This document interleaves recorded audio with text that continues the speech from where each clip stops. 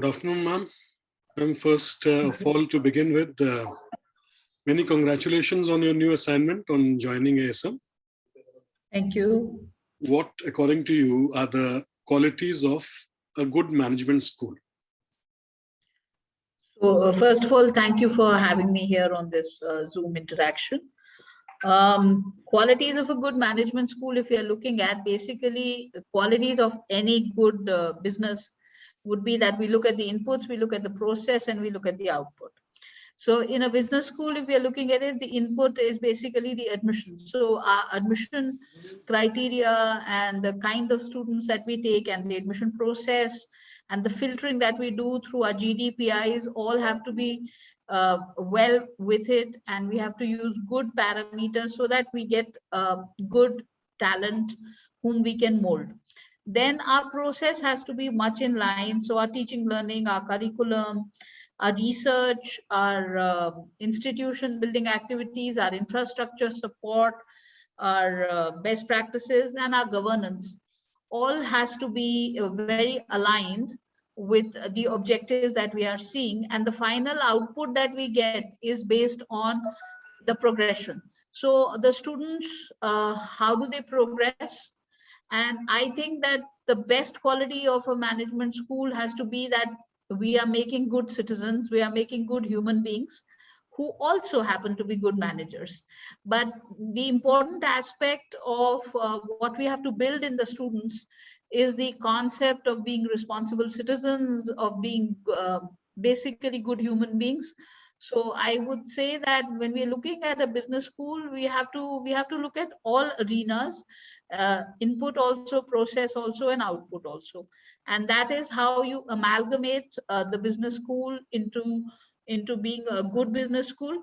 And you have to walk the talk, because whoever is running the institute along with their team has to actually, we cannot have feet of clay, because we are in that profession where the students are actually simulating their real life through the management schools. Right. And in these 2 years, we have to expose them to probably every possible industry that we can expose them to through case studies, through different pedagogies that we use.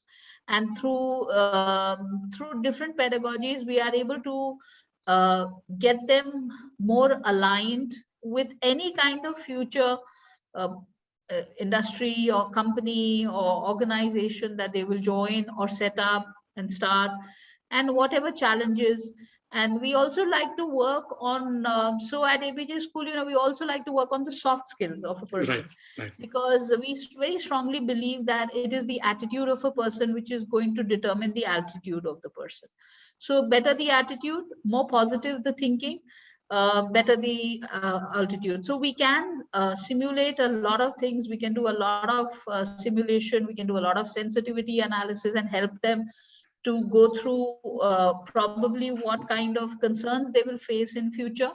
However, the concerns which they actually will face will be very different. Right. So basically, you have to build them to be lifelong learners. Sure. That their learning doesn't end with the end of the program.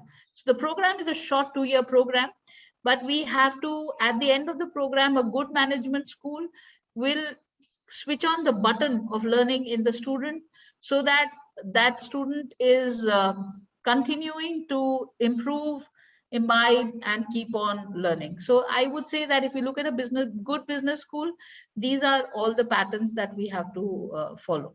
It's a great analogy, switching on the button so that they go on this path. So ma'am, you mentioned building good human beings, and at APJ we have a lot of emphasis on value-based learning. And so now that you're joining, so how important do you think is institution building for an educator, and particularly in a value-based brand such as ASM? So for APJ as a group, we have a legacy.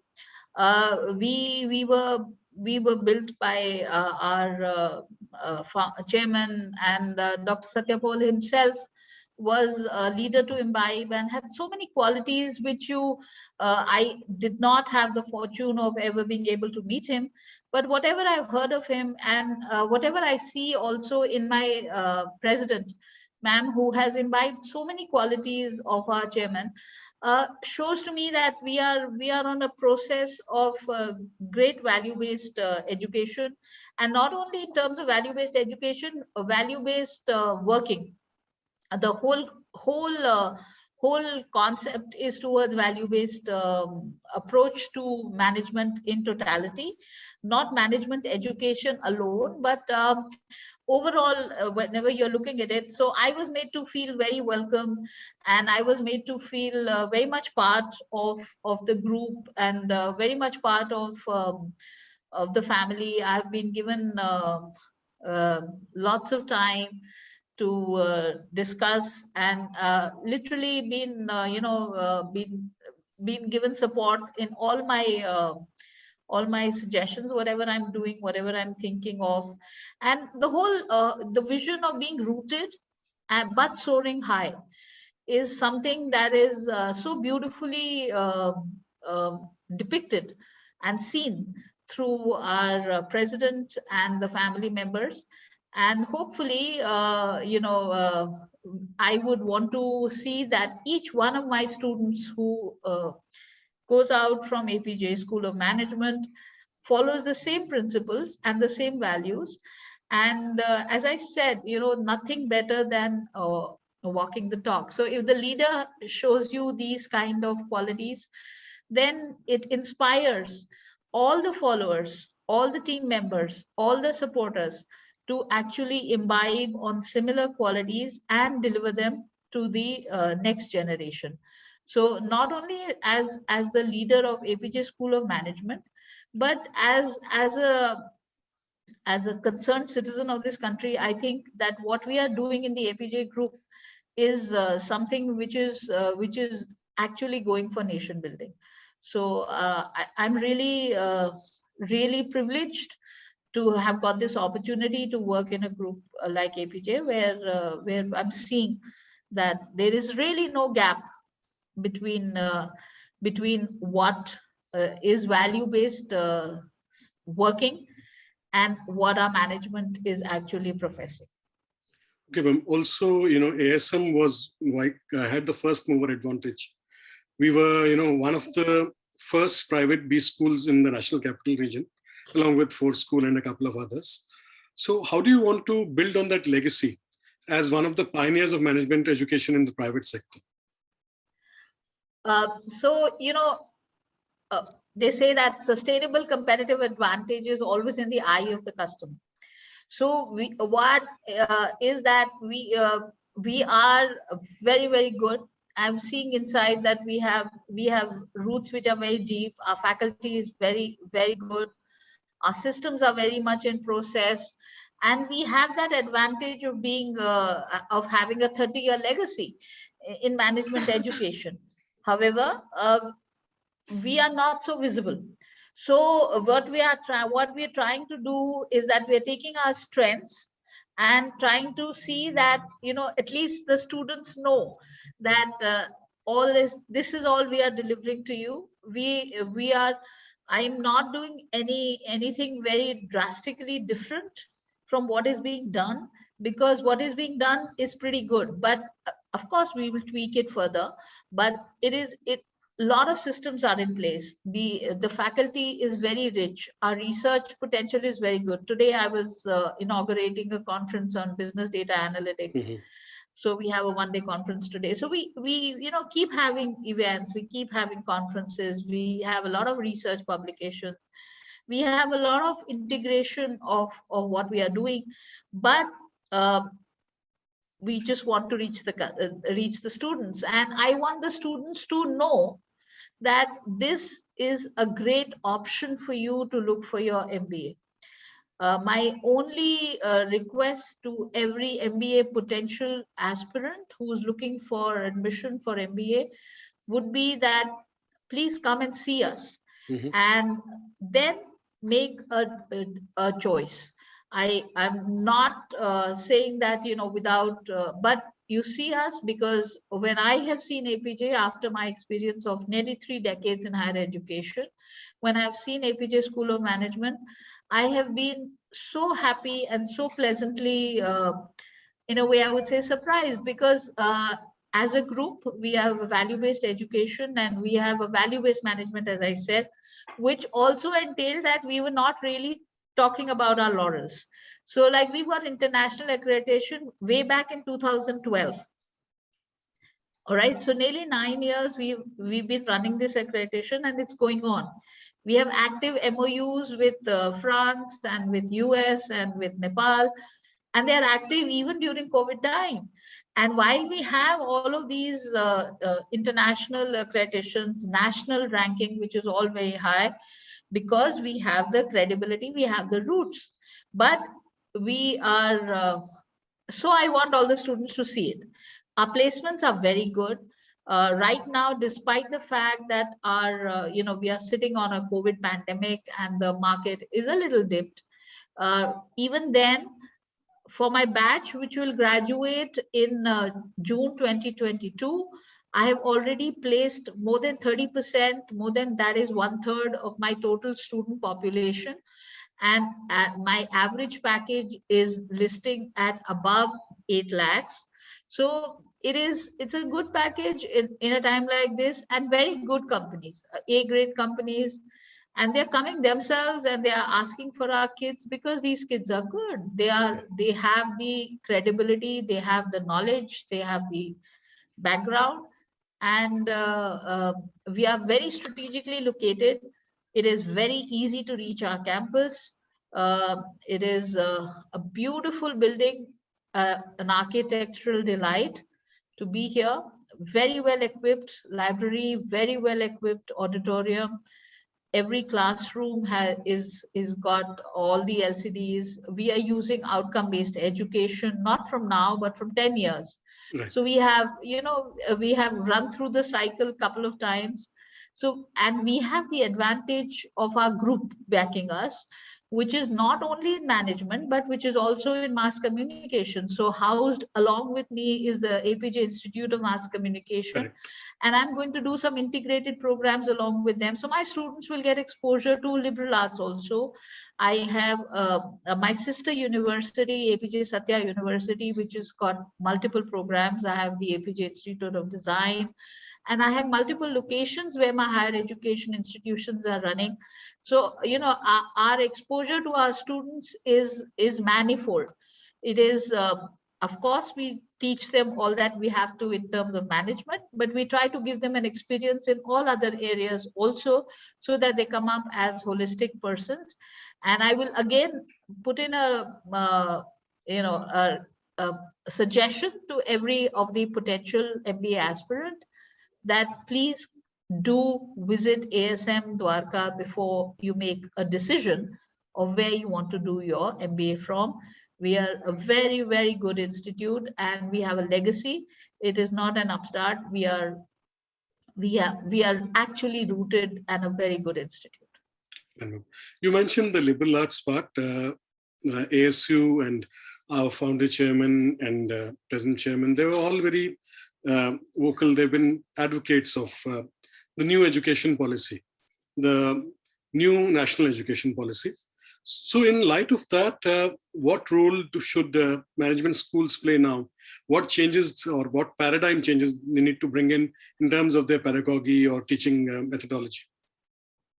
So, NEP 2020 is something which has happened after 34 years in the arena of higher education, in the arena of education in India, because our last national education policy came way back in 86 or 87. So it's literally after 34 years that we've revamped everything. But as we look into it, there are a lot of changes which are envisaged in the NEP, and they are across all realms of education. So it is right from primary education to school education, kindergarten, and to high school, and then school. And then they talk about higher education, where again they first talk about graduation, and then they talk about post-graduation. Correct. So the important aspect that is being covered really for management education, if we look at it, I would talk about it both at the undergraduate and the postgraduate level, because management education would encompass literally both areas. For us at APJ School of Management, we are a PGDM oriented college. We run 2 PGDM programs. So we are basically only in the master's domain, and there where what we have got from NEP and what we are going to integrate is more of an integration aspect. Yes. So we are trying to see that we are not studying in silos. We are trying to do an industry connect. We are trying to see that we are teaching our students. A management student who doesn't understand political science or a management student who doesn't understand economics is incomplete, because tomorrow when he is going to work in whichever country, whichever domain, and globalization is a reality. So you very rarely would have a domestic firm, because even if you have a domestic firm, you have a global competitor. So end of the day, you are globalized in your own way. Even in a small venture which is purely domestic, you would then also be needing to combat the global pressures that you're facing. So, in that concept, when you're talking about it, it is important that we understand economics. It's important that we understand all arenas. It is also extremely important in a stressful situation where we all are, that we have a stress buster. So, beautiful things like fine arts and beautiful things like music are very critical. As I said, it is important for us to create good managers, but it's more important for us to create good human beings. Right. And for that, a holistic education, an education which is into different arenas, not reducing the emphasis or reducing the value of your core management education, but adding on to the value of other aspects also, will really enhance our youth. So this national education policy and the changes that it will envisage and that it will bring will of course be incorporated by APJ School of Management, Dwarka. But more importantly, what we are going to see is that our coming generations will not just be following the 3 R's. They will be more rounded. They will be more complete human beings and more there. So we will find that probably with the change in the education policy, we should be able to get a kind of a generation which is not just running after numbers, where it is not just a 99% is what you're looking for, and if you get a 91%, there's going to be a problem. You see a lot of students also today talking about words like depression. I think we as students in the 80s had not even heard of, or they were quite unheard of in our generation, that you would talk about them. But today when you speak to the youth, it's become a common occurrence. They are talking about depression, and these have become real situations and real problems. Why? Somewhere I think that as an education system, as an education policy, we have been also contributing to that kind of situation, because the number game is very heavy, the pressure is very heavy. So in management education, one of the changes that we would be very appreciative if we get over the coming years, and NEP 2020 has anyway said you have 20 years to implement it, which is like so long drawn. But however, we would hope that it moves faster, is that we want a population which comes for the PG which has already got industry experience. Right. So that work experience, if they've got, and then they join the management program, much like it happens in the Western part of the world, it really enhances management education, not only for the students, but also for the faculty. Right. Because here we also get faculty who are like, bachelor's, master's, MPhil, PhD. MPhil now will not exist in future, but bachelor's, master's, and PhD. So if you have not got exposed to a shop floor, how would you tell a student what a shop floor is? And if a student has never seen a shop floor, how would he understand when we're talking about LIFO, FIFO, whatever other? So I'm just giving an example, but in totality, when you're looking at it, these are the things which happen and which matter. So it's very important that those changes also come in. And with the 4-year undergraduate program which NEP has said, we will probably get more mature students into our PG program, Right. more rounded students who would have not just a base level knowledge of just their honors degree or just their plain degree, but would have understanding of different areas. And we will also work towards that kind of a system where we are able to integrate other areas also. Sure, ma'am. Now, you mentioned that APJ had got international accreditation way back. How important do you think these rankings and accreditations are when parents and students are making a decision regarding choosing which best school they want their child to go to? And so this is a generation which, even when they decide to go for eating a food, they go to a Zomato and look at the rating. And before they actually pick up, they want to go somewhere, or wherever. We also, when we want to go somewhere, we go to a Google map. So AI ML has actually made all the concepts of rating and ranking. What it does is, one, it gives you a lead push. So like, we are a 30-year-old institution, we have everything in place, but then how does the world know that we make a difference? If our rankings and ratings are good, so then they know, yes, this is a good school and a good college.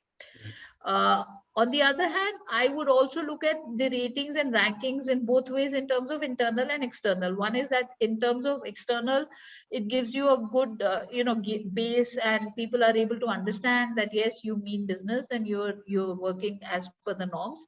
So we have got good ranking. We have always been in the top 50. We are the 7th top private institute in India. When it comes to management, we are 17th overall in India, and we have been in operation, as I said, for 30 years. We got ACBSP way back in 2012. We are one of the rare PGDM programs which is equivalent to MBA given by AIU. Campus is beautifully aesthetically integrated, and we are able to do all of this.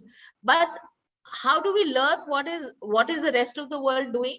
Through accreditations. Right. So accreditations also help in a lot of processes in terms of our internal working. So many a times what happens is that, you're doing very well, but you're really not even noting it down, or really not even keeping all the documents. And Indians are notably weak in keeping documentation. So rankings have forced us to keep the documentation. That's important. We are closing the loops which were many a times left open before accreditations, because I've done my work and I'm satisfied with what I've done. But you normally don't do the last thing of closing the loop. Something as simple as outcome-based education, which of course the NEP also talks about and is now being made compulsory for all, we have been doing since 2012. And though I take credit for the fact that we've been doing it since 2012, I would like to share that credit with ACBSP, because the first time we also heard of the Bloom's taxonomy and the 6 levels and knowledge and creation, etc., was through the ACBSP accreditation, because when they came to give us accreditation, they were talking about it. So when you're looking at accreditation, I would say there is a double benefit. There is an internal benefit of learning and improving your own present systems. And there is an external benefit of being able to present yourself to your stakeholders in a more acceptable and certified method, because everybody will say they are the best. But then who is the best? Fortunately or unfortunately, some rankings and ratings are different. Some are positive, some are negative. That is because this is still a sector which is developing. And over the years, it will also get its own ratification and its own base. Okay. We're talking about placements, and our placements record is brilliant. You mentioned even in the pandemic. So what is the strategy you want to adopt to ensure that campus placements for SM students continue to be among the best in the industry, particularly in the post-pandemic scenario? So, we want to literally be the aspirational school for for everyone. And I'm not looking only at placements. For me, when I'm looking at students, I'm looking at their progression. So while I will be we are focusing very heavily on the students who are looking for corporate placements for their placements. And for that, we are building them up, so we are doing a lot of exercises with all of them. Of course, we are sharing knowledge and they are going through all their subjects, etc. But also on, on how to tackle the interviews, the GDPIs, getting them to be a little more settled, getting them to be a little more there in terms of handling any communication challenges which they have, because you get a bouquet of students and they all have different skill sets. Right. And the industry wants a specific kind of student. So those who get rejected are not bad. It's just that their skill sets don't match. Right. So we have to basically see what are they looking for. But in terms of progression, I'm also looking at entrepreneurship. So I would also want to, in line with what our Prime Minister is talking about, and talking about Atmanirbhar India, talking about Make in India. So we are also trying to focus on entrepreneurial zeal and trying to see that our students who are desirous of becoming entrepreneurs, how we can handhold them, how we can provide them venture capital funding, how we can help them to write their projects so that they can get their first round of financing, basically equipping them for their entrepreneurship. Now, there's another section of students who wants to go in for higher education, Right. and who is looking at probably competitive examinations. Some of them want to become civil servants, some of them want to give some other competitive examinations. So we also want to look at them in those aspects and try to see how we can help them to get into higher education colleges, either abroad or go ahead and do their research, go ahead and do their PhD if they so desire. And those who would be looking for competitive examinations, we are trying to help them with their requirements. And we are giving the students this option to give us their choices, and accordingly we are trying to handhold them based on what they require and what they would want to do. A very big opportunity which we are using now is the summer internship. So all our students go for a 6 to 8 week summer internship in different sectors, in different industries, and we've got some wonderful reports from the industry about the work that they have done. And so we are we are trying to crystallize those also. Our industry is involved with us at every step of the way. But in future, I'm also planning to start some industry-led programs in terms of management for specifically at APJ School of Management, because I believe we have the intrinsic strength to do so. And in terms of our faculty, in terms of our academic acumen and caliber and sheer background, our library is fantastically rich. So, I do see we have that, and we have a locational advantage. So we are in Dwarka, where it's very easy to get very good PGs and very good places to stay and food, etc. We're very close to 2 metro stations, so accessibility is not an issue. And we're trying to see that we are able to integrate all of those aspects. Sure. Now, the crisis of the pandemic, it's also provided an opportunity for business schools in terms of bringing in new innovations in pedagogy, in research, and building up infrastructure. What is your view? Do you see it as an opportunity in this crisis? Yeah, I see it as a great opportunity, and I would say every cloud has a silver lining. And of course, COVID did cause a lot of pain, and globally it has brought in a lot of disasters. But every opportunity and every threat goes on together. So we find that there's a huge opportunity which we have seen. Like today morning, we had a conference on business data analytics, and my guest of honor was from Johannesburg. So Professor Samuel Amba was from Johannesburg. He was with me from 10:30 to about 12 before I just joined into this interview, and we were able to do that. And another of my keynote speaker was speaking from Bombay, and things which were kind of possible even before the pandemic, but not very acceptable, have now become a reality. So the whole concept of, online classes, right now we have called our students back, but we have called our students back only those who have got double vaccination and they are giving us their vaccination certificates, Right. etc. So for those who are not yet fully vaccinated, etc., we are telling them that, okay, we're doing classes in blended mode. And I think blended learning is something which will continue for years to come, because you will have this concept of being able to work across borders. I'm myself traveling out of the country in the next week, but I've told my office and staff. I've told them that it's not holiday time. I'm going to be there with you every given minute, because there is the work from home facility, and all of these facilities which were always available.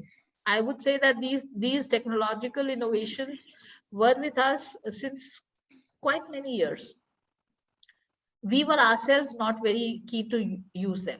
So when we had LMSs in the past also, but whenever I spoke to any faculty that, why don't you record your class and why don't you stream it, live stream it, or why don't you just record it and keep it available in an archived place where the students can download it, then teachers would say, no, ma'am, whatever we can do when we are face to face, that's the only action point.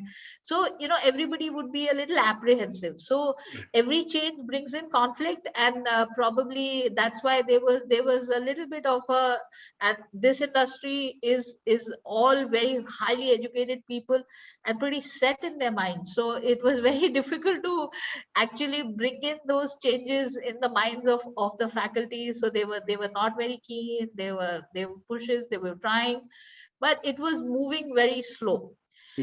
And the COVID pandemic pushed it, and all of a sudden everybody had to deliver their sessions through LMSs, through different media, through Teams, through whatever, WebEx, whatever method you were using. Adapting to technology became quicker. People realize that, oh yes, we can do it and we can deliver, and students also realize that yes, we can learn, and you can have breakout rooms, you can have various methods. I'm not saying that it will lead to a replacement of face-to-face education. Face-to-face education does have its positives, does have its merits, and it will continue. But I think the future of management education will be in a blended method. So whatever it is that we can get out of the technology, we will be using to our betterment and to the betterment of our students. So the exposure that you want, many a times for a senior industry person, however accessible and however close and however well located we may be, it is difficult for somebody to come specially for a 1-hour guest lecture. But sitting in his own office, taking a session is very possible, or just coming and sharing your experience is very possible. Like even this interview with you, I would probably not have been able to take time out if you had asked me to come to your campus, or to come to your newsroom. But because we are doing it on a Zoom platform, I have told my staff that, okay, half an hour, 1 hour, you please give me time off because I have a Zoom interview.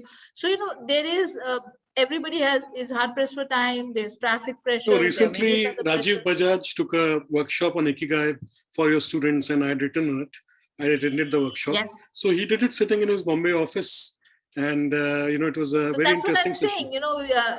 The world has become our oyster. We will be interacting with faculty from across the globe. I just had in the morning somebody from Johannesburg addressing my students, and somebody from Bombay addressing the students.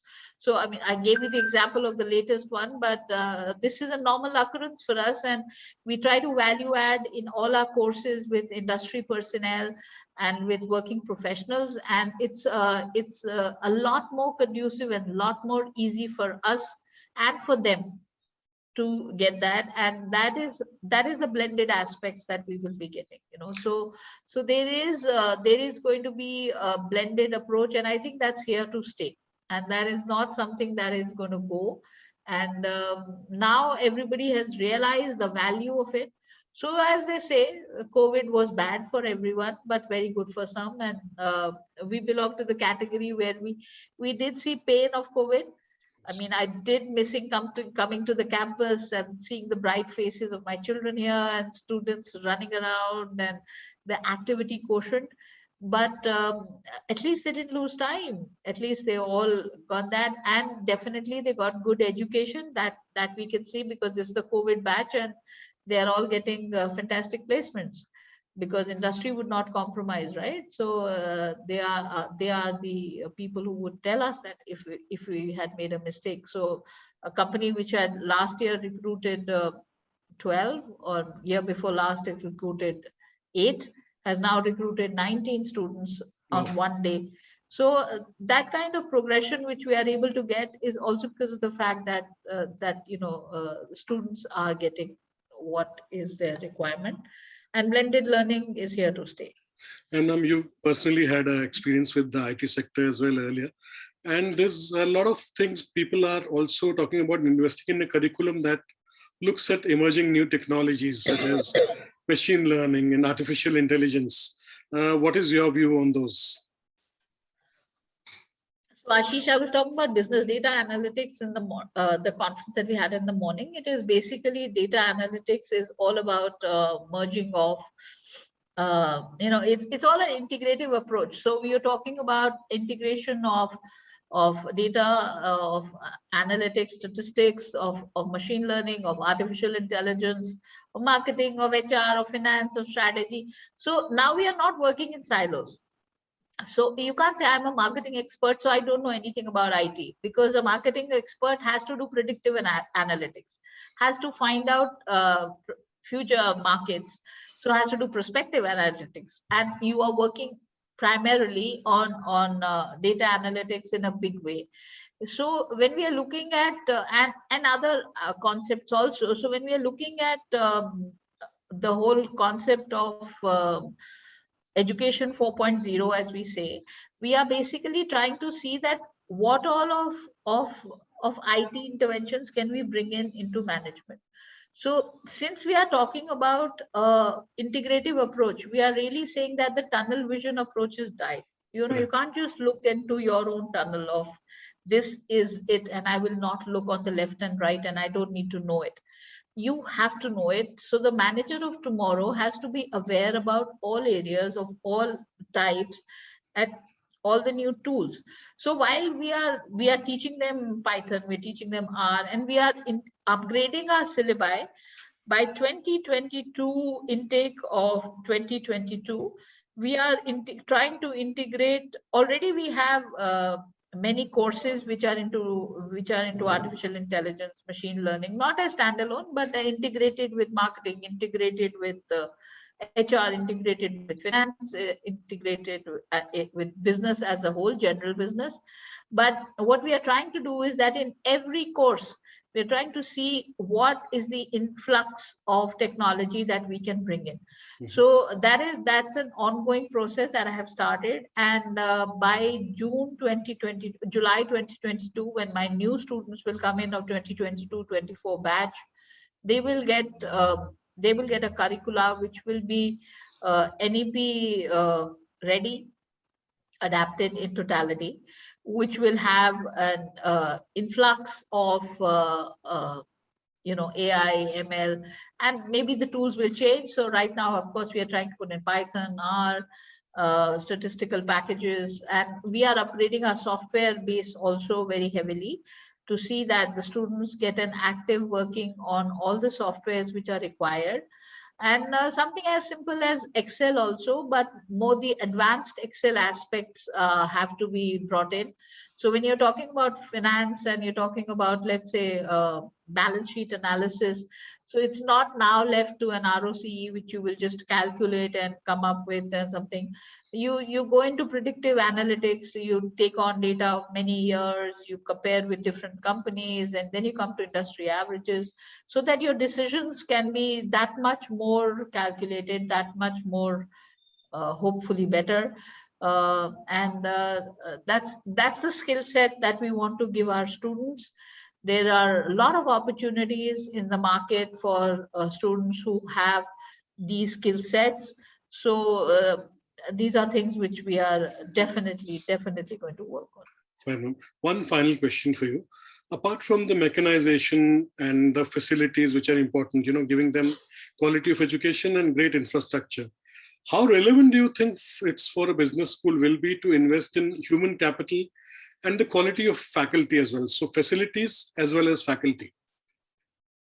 So it's like the body and the soul, right? So if we are looking at anybody, you are asking me how important is the face of the person and the soul of the person. The soul is the faculty. So if we are talking about any service sector, it is actually dependent on the kind of people who are running the system, the kind of people who are delivering, and their own research, their own capacity. So we are trying to develop our faculty also, because we believe in 3 words. That is learn, unlearn, and relearn. So they have to keep relearning, and they have to also unlearn some of the earlier practices.